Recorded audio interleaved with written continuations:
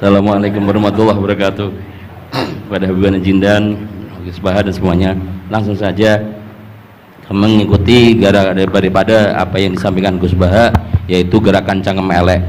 Alhamdulillah tempat kita di daerah Bogor khususnya bertempat yang berseberangan dengan beberapa faham yang macam-macam, dan itu mustajab gerakan Cangkem Elek untuk menghadapi mereka. Ngoten Gus. Terus kulot dia nyuwun ijazah terus mewakili sedaya, dan yang kami kalih mumpung teng mriki kan ingkang didhawuhaken Gus Bawau fasilitas dinggo fasilitas nyuwun fasilitas ijazah ngurungokke tafsir Jalalain ingkang teng YouTube. Terus nyuwun ijazah ingkang kathah niki, ngambil ijazah yang banyak, fasilitas dari apa yang jadi tadi disebutkan beliau, fasilitas, masyhad dan semuanya. Jadi kita memiliki cara fikir yang enteng, yang enak. Dan mumpung wonten ijazahipun nggih kula suwun ngoten Gus Bang. Ngoten cekap semanten. Assalamualaikum warahmatullahi wabarakatuh.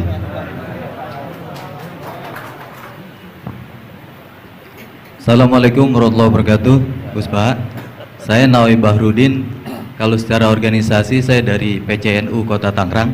Saya Mustasar. Bersyukur sekali saya bisa berjumpa dengan Gus Baha dan Habib Jindan, yang beliau ini keduanya adalah idola saya.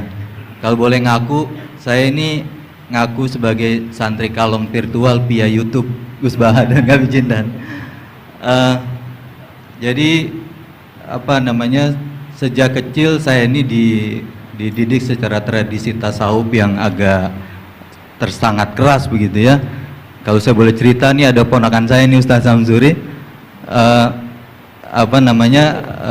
kami tuh keluarga besar kami tidak ada yang dulu miara TV Gus, televisi nggak ada, bunga bank juga susah gitu, musik itu haram, speaker nih juga haram nih dulu.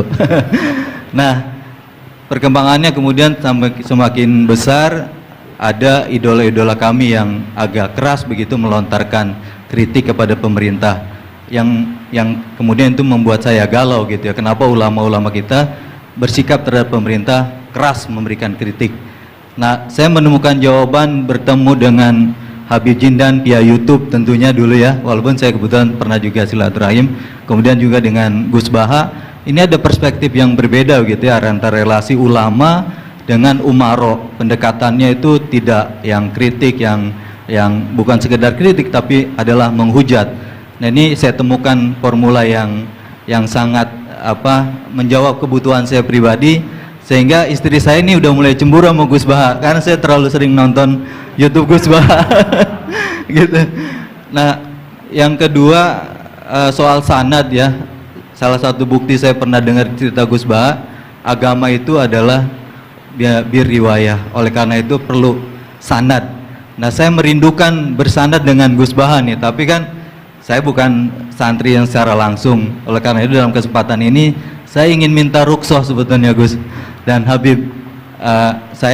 Kami ini kalau boleh mewakili diakui sebagai murid Gus Baha, bisa bersanad walaupun dalam pertemuan tatap mukanya saat ini aja baru. Mudah-mudahan ke depan bisa dilanjutkan. Terima kasih Gus. Assalamualaikum warahmatullahi wabarakatuh. Nggak apa-apa Ustaz, sahabat aja sekali ketemu Nabi langsung jadi sahabat kok. Baik, Gus Baha barangkali duluan. Kiai Abdurrahman Sahal, Kiai Ustaz Nawawi. Iya, apa saya Gus? Iya. Begini ya, masalah cangkem elek tadi ya. Bakat tuh sampean? Sudah, alhamdulillah sudah bakat. Karena kalau lewat Habib Jindan tidak pantas, beliau biar sempurna saja, tidak usah sanad itu. Jadi begini, dulu ketika Sulhul Hudaybiyah itu kan umat Islam sedikit sekali, terus dipaksa untuk pulang dari Mekah, tidak boleh umroh. Terus sahabat berkomitmen berani mati bela-belain Rasulullah SAW. Ketika berani mati ini digojlok sama orang musyrik. Jangan-jangan setelah kami perang betul, kamu meninggalkan Muhammad. Ini yang omongannya orang musyrik. Abu Bakar, itu semua ulama tahu kalimat itu, cuma tidak usah diterjemah. Umsus bidrollat katanya. Itu adalah Abu Bakar yang ketikan itu. karena memang ekstrim. Terus kedua, ada orang Bedui itu ngukur seorang nabi itu dengan hal-hal yang kurang baik. Misalnya begini, ya Muhammad, kamu ngeklaim tahu berita langit, coba unta saya yang hilang itu di mana? Katanya tahu berita langit, sekarang tahu nggak unta saya hilang itu di mana? Mobil saya di mana? Begitu juga ketika untanya hamil, bunting itu tanya, Muhammad, kalau kamu nabi katanya tahu berita langit, kamu tahu isinya yang di unta saya ini? Itu ada sahabat yang saking nggak kuatnya demi bela nabi itu, udah kalau tanya gitu tanya saya terus si tadi orang tadi dibilangin sahabat, nazauta 'alaiha fakanat minha sakhlah. Jadi intinya ini Habib Jintan biar senyum-senyum aja. Jadi intinya kadang ad-difa sama orang-orang gitu mau tidak mau nggak ada pilihan itu. Kalau yang ma'ruf di Quran ya uffil lakum wa lima ta'buduna min dunillah. Jadi ketika Nabi Ibrahim, ini sering saya patah-patah supaya tidak paham semua karena ini sanad kurang baik, tapi kebutuhan gitu. Biasanya yang minta itu yang jenisnya ya seperti ini yang sudah cangkem elek cuma butuh legitimasi gitu. Jadi dia butuh nggak tanggung jawab, dilimpahkan ke saya. Kalau saya kalaupun salah kafaroh saya banyak. Saya kan ngapalin Quran. Kalau orang itu hafal Quran, inna wa ta'ala la yu'adzibu qalban wa al Quran. Kalau kamu sekali salah, adabnya banyak. Kalau saya punya penawar banyak itu. Jadi faja'alahum judadan tadi. Siapa yang memecahi berhala ini? Kata Ibrahim, ya yang bawa kapak. Kenapa mecahin? Mungkin sentimen dia ingin disembah sendiri katanya. Tanya yang bawa kapak. Kata orang-orang kafir, kamu kan tahu berhala itu tidak bisa ngomong, masa disuruh nanya gitu. Otak kamu di mana? Nggak bisa ngomong, nggak disuruh nanya. Otak kamu di mana? Ibrahim balik. Ya balik apa? Balik ngendikan, balik mengatakan uffil lakum. Otak kamu lalu di mana? Kayak ditanya aja tidak bisa jawab kok kamu sembah. Jadi di beberapa kesempatan sahabat belain Nabi sampai gitu. Jadi banyak orang Bedui, orang-orang peradaban, karena Nabi itu memang nyatanya mendapat berita dari langit. Mereka terus itu dijadikan alasan. Unta saya hilang di mana Muhammad? Ini di mana? Unta saya ini hamil itu bentuknya kayak apa? Katanya kamu tahu berita langit. Masa gini aja enggak tahu? Ya terus tadi. Saya enggak tahu, sahabatnya mungkin kayak jenengan enggak tahu saya. Terus dia ambil, udah tanya saya aja. Nazauta 'alaiha fakanat minka minha sakhlah. Nazauta itu sudah paling anaknya kayak kamu lah, kamu yang nazauta 'alaiha, enggak usah diterjemah nazauta 'alaiha itu. Tapi potongan-potongan gini tahu kira nazauta 'alaiha itu kayak. Artinya ya memang dalam banyak hal memang nggak bisa dihindari hal-hal seperti itu. Ya tapi tentu yang suasananya ilmiah bukan hadzun nafsi ya, suasananya yang ilmiah bukan apa? Hadzun nafsi. Karena kadang-kadang memang mau tidak mau kayak ya tadi orang-orang yang menghujat Nabi, orang-orang yang apa itu. Kadang-kadang paling efektif itu ya jawab seperti itu. Ya, jawab seperti itu. Itu sudah berapa tadi? 3 kan? Nah, itu bukti bahwa kadang-kadang itu nggak ada pilihan dalam menjelaskan. Ya, nggak ada pilihan dalam menjelaskan. Ya, maksudnya seperti itu, tapi tidak tahu saya. Daripada anggawah bibitan kan kasihan. Saya aja yang jawab. Nah, terus tadi yang Jalalain rutin sanad saya memang sebetulnya kalau saya boleh milih di mana-mana sanad tuh ngajinya utuh. Saya dulu ngaji Mbah Mun itu mulai Jamul Jawami, Fathul Wahab banyak. Sebagai keluarga Quran, bapak saya itu hafal Quran tuh kayak Fatihah, ma'ruf itu di daerah saya. Tidak ada orang hafal Quran kayak Fatihah kayak bapak saya itu. Makanya tradisi keluarga kami memang Quran. Terus babah kami juga dari ulama Lasem, Habib Jidan pernah rawuh di mbah saya. Kebetulan pondoknya mbah saya namanya juga Al-Fakhriyah. Jadi karena kalau konstruksinya tidak khatam seperti ini namanya ijazah amma. Ijazah amma ya cukup lah buat rame-rame. Tapi secara keilmuan itu masalah karena konstruksinya belum selesai. Makanya tadi saya senang Habib Jidan ketika cerita ada orang ngajar lumak. Usul fikih itu perangkat yang mau tidak mau untuk alat tafsir. Misalnya begini, wa antasma'u bainal ukhtain, tidak boleh mengumpulkan perempuan 2 yang kakak beradik jadi istrinya 1 orang. Itu bainal ukhtain itu min itlaqil ba'di wa iradatil kul, yang dimaksud Allah adalah mengumpulkan 2 orang yang ada hubungan mahram. Coba kalau kita misalnya bikin gerakan kembali ke Quran, berarti yang haram hanya antasma'u bainal ukhtain. Padahal yang haram adalah bainal mar'ah wa ammatiyah wala bainal mar'ah wa khalatiyah wala bainal mar'ah wa jad. Jadi ya pokoknya 2 perempuan yang ada hubungan mahram tidak boleh dikumpulkan dalam satu pernikahan. Bayangkan kalau orang tidak ahli usul fikih kemudian dia mentafsirkan Quran terus dia hanya pegang wa antasma'u bainal ukhtain. Itu juga anak tiri. Ada aturannya, lafadz yang keluar karena ghalib itu tidak punya makna. Misalnya begini, anak tiri yang nggak boleh dinikahi adalah waroba ibu kumulati fi hujurikum, anak tiri yang serumah. Padahal anak tiri serumah tidak serumah, kalau ibunya sudah kamu kumpulin kan tidak boleh dinikah. Lalu kata fi hujurikum di sini adalah yakhruju makhrujal ghalib. Ya umumnya anak tiri itu serumah, tapi bukan punya ikatan apa hukum. Nah, hal seperti itu kan riskan kalau kita tidak mengaji usul fikih, apa kaidah fikih. Misalnya gini, ada ular di dalam, terus kiainya bilang, Jamal ambilkan tongkat. Terus kamu karena agak dipanggil namanya, terus gak ngambil tongkat. Oh yang dipanggil Jamal bukan saya. Ini santri geblek dah. Sebenarnya kata manggil itu qaulun nabi li ahadin min ashabi itu qauluhu lil jami'. Yang hal-hal yang baik, yang darurat, siapapun yang bisa melakukan harus melakukan itu meskipun nggak dipanggil. Coba semua wiridan, ya Mu'ad inni uhibbuka fakul dubura kulli sholatin Allahumma a'inni ala dzikrika wa syukrika wa husni ibadatik. Sebagai riwayat fala tada'anna dubura kulli sholat. Terus kamu bilang nama saya ada Mu'ad, berarti tidak kena ijazah itu. Itu harus ada analisis usul fikih. Kalau enggak ya habis kita. Semua wiridan tuh ya Abu Hurairah, ya Mu'ad, ya Aba. Nah, terus kamu, saya ada yang di waksiati Rasulullah, ada yang diijazahi, ya tidak bisa. Jadi masalah sana tuh maunya kalau sampean orang baik, ya semua kebaikan tuh saya ijazahkan. Ya tapi tentu beda yang ngaji betulan sama yang ngaji begini-begini itu. Ya memang seperti itu, karena kalau ingin jadi ulama konstruksinya memang harus utuh. Karena tadi ada usul fikih, ada kaidah fikih, ada macam-macam kayak tadi wa antasma'u bainal ukhtain. Itu ya zaman Nabi Sugeng sudah nambahi wala bainal mar'ati wa amatiha. Tidak boleh menikahi istri dan budenya atau bulenya. Nah, kenapa Nabi tidak bilang wala bainal mar'ati wa jaddatiha? Kayaknya orang kelainan kalau kepikiran seperti itu. Loh, kalau bule itu masih masuk lah. Ya misalnya istri kamu 17, bulenya 27 kan kok cantik budenya kan masih bisa mikir gitu. Tapi kalau istri kamu 20, mbahnya 80 kok kepikiran itu kan. Sehingga di hadis memang hanya wala binal marati wa ammatiha, wala binal marati wa kholatiha. Nabi tidak mengatakan wala binal marati wa jaddatiha. Kayaknya kalau orang normal tuh tidak kepikiran itu. Ya tapi apapun itu nyatanya Quran hanya wa antasma'u binal ukhtain. Itu kalau nggak dijelaskan pakai usul fikih, ini min itlaqil badi wa iradil qul secara balaghah.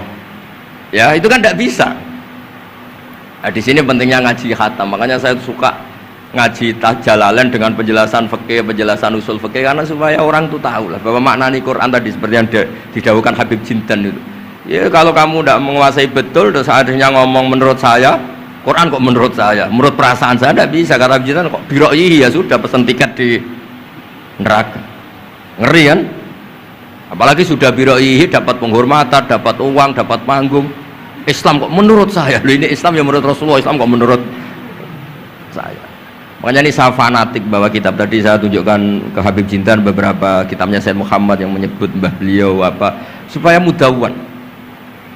Dulu itu ada orang alim alama namanya Les bin Sa'ad. Kata Imam Syafi'i, "Al-Les afqahu min Malik illa annahu daya'ahu ashabuh." Imam Les secara fikih itu lebih alim dibanding Imam Malik, tapi daya'ahu ashabuh. Murid-muridnya enggak menulis. Andai kan Habib Salim tidak punya putra Habib Novel, tidak punya cucu Habib Jindan, mungkin orang enggak bakas lagi Habib Salim.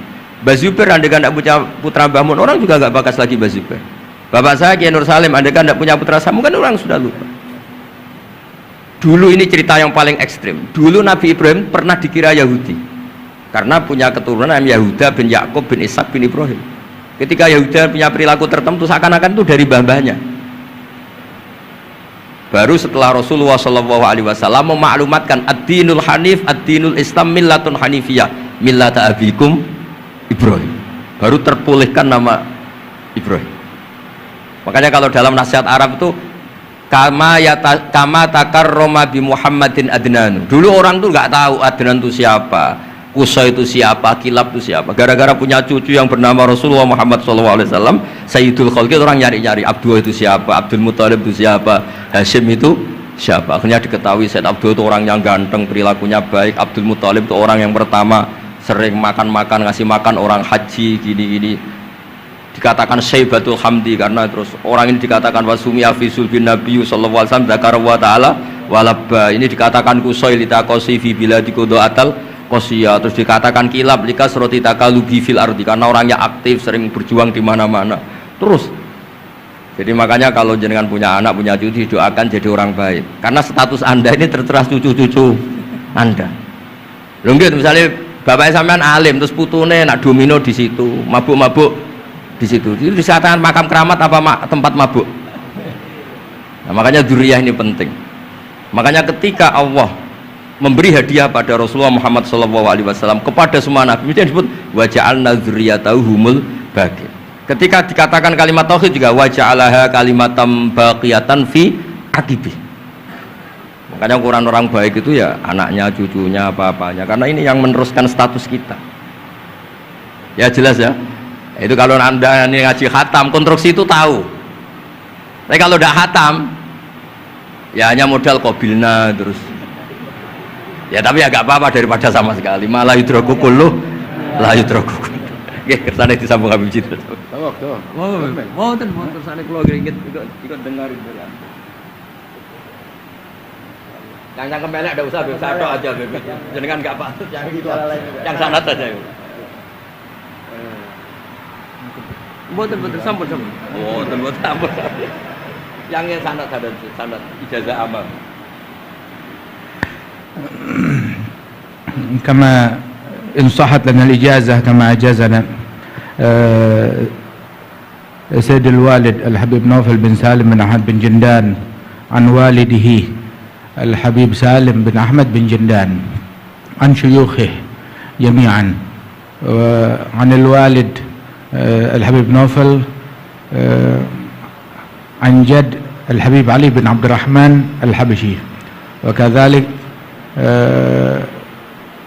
كما أجازنا الجد الحبيب محمد بن علي بن عبد الرحمن عن والده الحبيب علي بن عبد الرحمن الحبشي وكما أجازنا شيخنا ومربينا الإمام الحبيب عمر بن محمد بن سالم بن حفيظ عن شيوخه وكما أجازنا شيخنا الحبيب علي المشهور بن محمد بن سالم بن حفيظ وشيخنا السيد محمد بن علي بن عباس المالكي والحبيب عبد القادر بن أحمد السقاف والحبيب أبي بكر بن علي بن أبي بكر بن علي بن عبد الرحمن المشهور والحبيب زين بن إبراهيم والحبيب سالم بن عبد الله بن عمر الشاطري وأخيه الحبيب حسن جميع مشايخنا فبأسانيدهم إن صحت لنا الإجازة أجزناكم في تعلم والتعليم تذكر التذكير في الدعوة إلى الله تعالى وفي أذكار سادة بني علوي وفي كل ما يقربكم إلى الله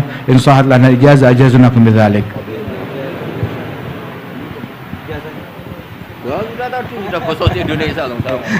Jadi ijazahnya Gus Baha pakai bahasa Indonesia kata. Jadi kita belum qabil tuh tadi. Insyaallah ya, insyaallah. Ada al-iznu bi ma'nal ijazah, insyaallah.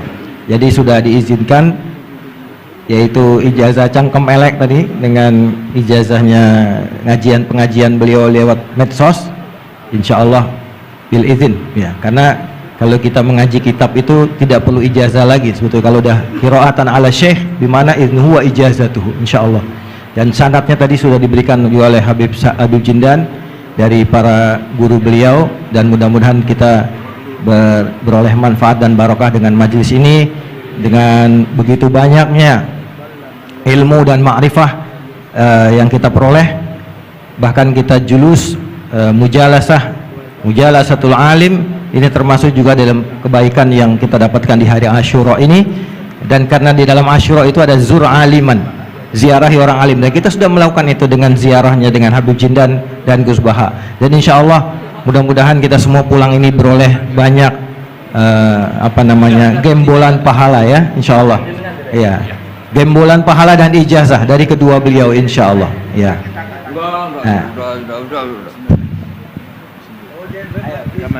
Ya, ajazakum kama ajazalana syekhuna wa syekhu syekhina Maimun Zubair wa aslafuhu ila Rasulillah sallallahu alaihi wasallam.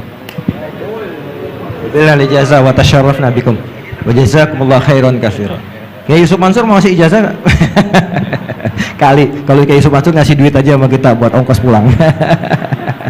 Setuju nggak kira-kira? Oh, setuju katanya. Baik. Alhamdulillah majlis kita berjalan begitu lancar, mudah, tidak ada gangguan kendala, dan semuanya pasti karena barokah para masyayikh kita, para ulama-ulama aslafun saleh yang telah meridhoi dan ridho dengan majelis kita ini. Kita doakan guru-guru kita yang ada di depan ini, beliau-beliau semoga selalu diberikan sehat, panjang umur dalam ta'ah, dalam memberikan manfaat dan ilmunya kepada kita semua, dan menjadikan kita semua yang ada di majelis ini juga selalu menjadi tullabul ilm yang istiqomah, yang selalu meneruskan, insya Allah kita teruskan kepada generasi penerus kita, anak-anak cucu kita, dalam tradisi keilmuan ahlu sunnah wal jamaah yang insya Allah akan selalu eksis di bumi Nusantara ini. Amin ya rabbal alamin. Saya sebagai moderator mohon maaf jika ada kalimat yang keliru dan salah.